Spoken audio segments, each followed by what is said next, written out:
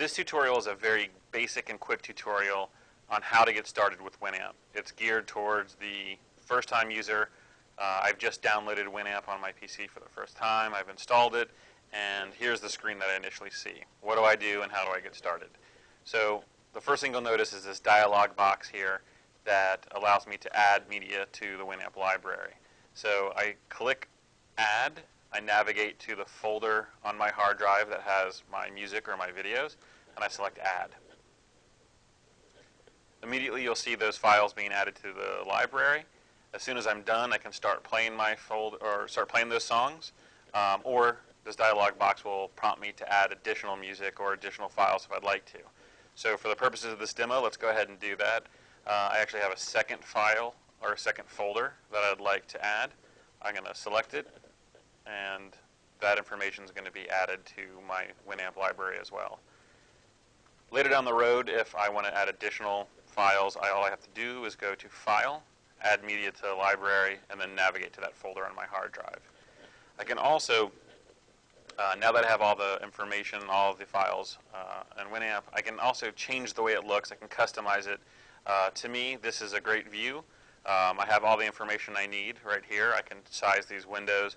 There's all the artist's information, there's the album information, and then here's basically just a listing of all of the songs individually. I can right-click on these column headings here and hit Customize Columns, so I can add additional columns or remove them. That was the artist pane. This is the album pane. I can hit Customize Columns here as well, and then again I can add additional columns or remove columns. Another great view is if I select this drop-down list here. I'm currently on Album Artist. If I change that to Album Art instead of just the album, I'm now on the right-hand pane here going to see all the graphics for the album art. So what I like to do here is just customize it a little bit further, change the icon from the small icon to the larger icon, and then just readjust these panes here to account for these bigger icons. And then now I can actually view my music simply, as if I'm at a record store or at home just thumbing through my CD collection or whatever. The one thing you'll notice here is that there's not album art for this particular album, but that's not a problem. All I have to do is right-click and select Get Album Art, and all of the metadata from that particular file or for that particular album is pre-populated. So the band or the artist's name is Melancholy. The album is Penny Bridge Pioneers. If it didn't populate correctly, I could just overwrite this information and type in the correct name.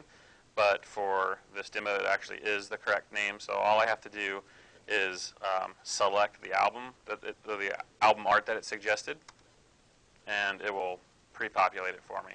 So now anytime I want to play this band, I can just look for them by the album cover and double-click on it, and the songs start playing. And then I can choose the particular song that I want to listen to by scrolling through the list here. So I hope that was helpful. Stay tuned for some more tutorials, and we'll post them to the blog soon. Take care.